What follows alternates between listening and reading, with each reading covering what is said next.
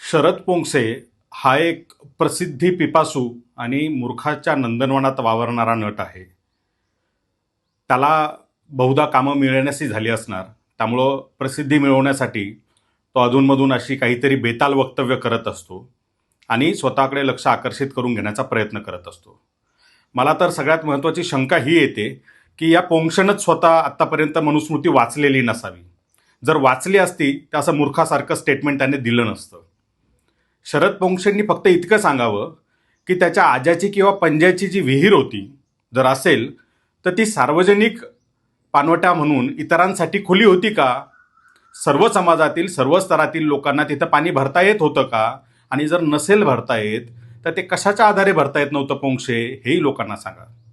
त्यामुळं अधूनमधून काहीतरी उथळ वक्तव्य करायची, लोकांचं ध्यान आकर्षित करून घ्यायचं आणि प्रसिद्धीच्या झोतात राहायचं, हा एक विकार या माणसाला जडलेला आहे. त्यामुळे त्याला फार सिरियसली कोणी घेऊ नये. आम्हीही घेत नाही. अशा माणसाकडे फार लक्ष देण्याची गरज नाही आहे.